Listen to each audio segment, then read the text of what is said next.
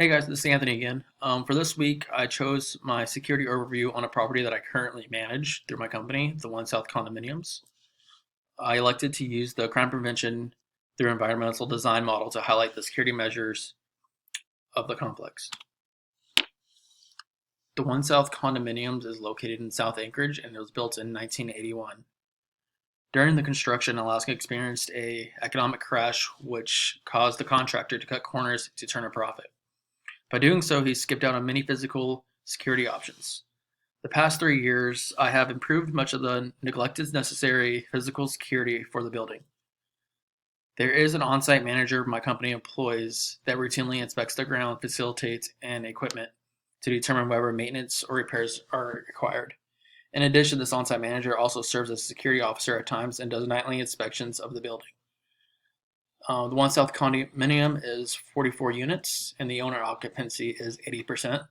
That means that only 20% of those who live here are renters. The majority of the residents here are elderly, retired, or snowbirds, so most of the building is vacant throughout the winter months. It is conveniently located 500 yards from emergency services. Anchorage Fire Department is around the corner, and there's an Anchorage Police Department substation right behind the building. This brings me to mechanical measures. The main entrance door of the One South condos is a keypad access system that is simple to use and requires a PIN code. Each of the 44 units have their own individual PIN code. In the event of emergency or a break-in, the management office can remotely access the entry system and locate the desired time and date of when it was last used. From there, we can access the video surveillance system to search the event. If a homeowner is renting their unit, they are required to have the PIN code changed when the renter is moved out. The One South condos also has two emergency exits that are not equipped with a keypad access system.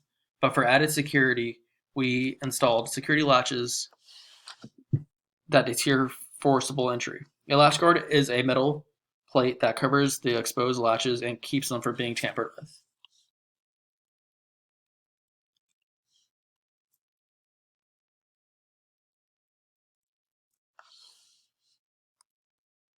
Video surveillance. The One South condominiums is currently equipped with a modern surveillance system. There is 7 total cameras, 6 interior, 1 exterior. The one in the exterior only shows the entrance of the building, the garage entrance, and the 6 interior are throughout the common areas, the entrance, hallways, and the remaining ones are in the garage. The cameras are recorded continuously and automatically begin recording and storage the data when they detect motion. The video cameras are not hidden because they serve as a deterrent to both internal and external threats. The lighting has recently been upgraded as well. Last summer, I was able to include in their budget to upgrade the lighting. All of the 164 interior halogen bulbs were replaced with LEDs. Not only did this enhance the visibility and safety of the building, but it benefited our surveillance system as well, with clearer pictures and better safety for the residents. The exterior bulbs are new. If you look right here, there's 5 of those on the, actually 6 of those on the exterior, and they're all facing the main parking lot up front. Prior to this, there was many car prowlers that would break into the vehicles because there was no lighting. But with these new lights, we were able to see all the way to the defense line, and they're great. This comes to organizational. This brings me to organizational measures. So they are monthly meetings, and during these time, homeowners do express their needs and what are we doing at the time to benefit their security.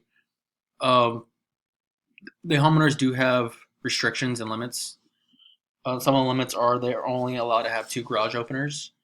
In addition, both their vehicles must be registered with the association, and those vehicles that are not registered with the association will be towed.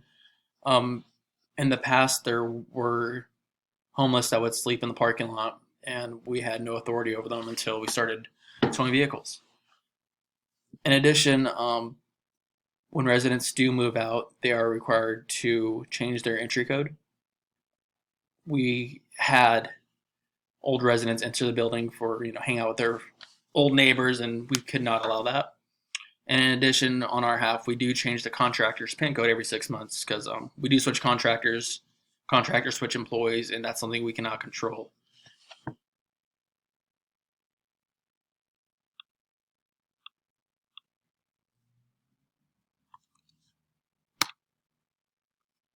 This brings me to natural architectural measures.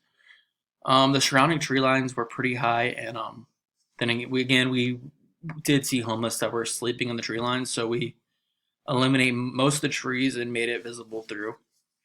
Many of the trees in the front of the building were above the windows, blocking the view of the main road, so we eliminated those as well. And luckily, the majority of these residents are elderly, so they serve as another added security measure. This brings me to added security measures. Um, the issue with this building is the garage delay.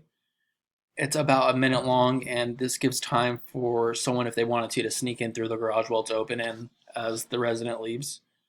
What I would do is eliminate that delay, but it's pretty difficult right now with the current system they have, so that's something we had to upgrade.